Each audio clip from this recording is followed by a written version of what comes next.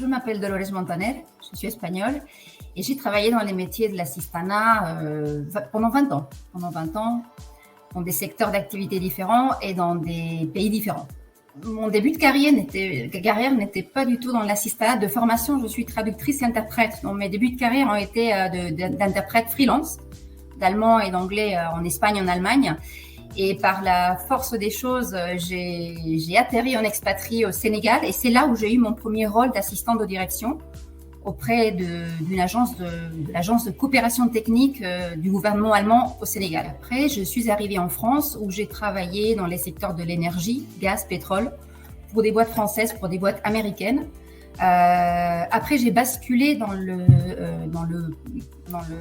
les organisations internationales. Je travaille à l'OCDE comme coordinatrice au département communication affaires institutionnelles. Et j'ai fait un nouveau saut dans le privé pour travailler également comme attachée de direction auprès du directeur général au groupe Sodexo, fonction que j'ai occupée pendant 5 ans. Je ne suis plus assistante de direction depuis 1 an. J'ai intégré une unité, un département d'innovation, transformation digitale au sein d'un groupe européen dans le médico-social. Groupe qui m'avait recruté il y a 1 an et demi en tant que coordinatrice CEO Office et l'évolution des besoins et au niveau de l'entreprise et des envies que j'avais affichées dès le début, dès mon recrutement, ont fait que petit à petit, j'ai basculé d'une fonction très support CEO Office vers une fonction qui aujourd'hui est la mienne de Innovation Project Manager.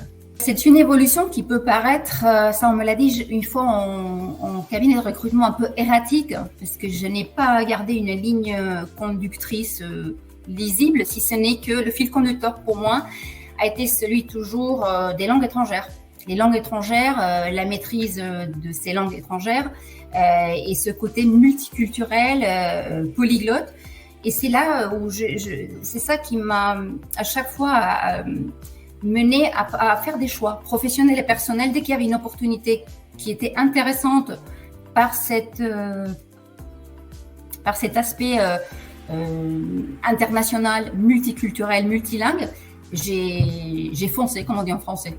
Je dirais dans un premier temps, je pense une capacité d'adaptation, la capacité de s'adapter ou de m'adapter à différents environnements, que ce soit professionnel, mais des environnements de vie aussi, parce que c'est pas la même chose d'habiter. J'ai vécu 10 ans en Allemagne, à Francfort, et puis après 5 ans à Dakar. C'est pas la même chose. Après, j'étais en France, aux États-Unis, donc cette adaptation, je pense que c'est une force importante. La curiosité dans le sens où l'envie de découvrir d'autres environnements. Ça serait aussi quelque chose qui a pour moi un moteur. Et sinon, l'envie peut-être de me démontrer que je peux faire autre chose, l'envie d'apprendre en permanence.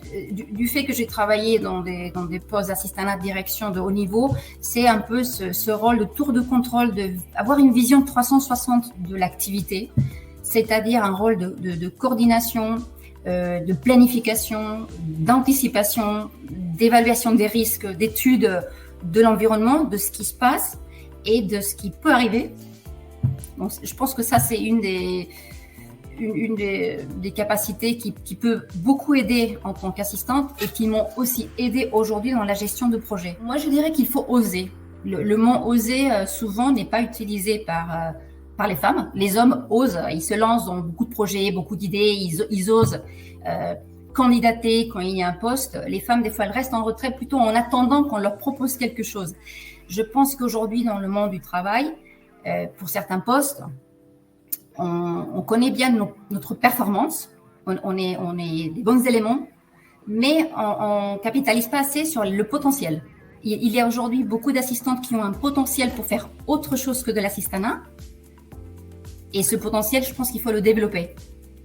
Parfois, une entreprise en est consciente et les services RH capitalisent sur ces potentiels. Des fois, c'est aussi à l'assistante de poser les questions, d'oser, de dire voilà, je sais faire ça, ça et ça, mais aujourd'hui, j'ai l'envie et la capacité de faire d'autres choses.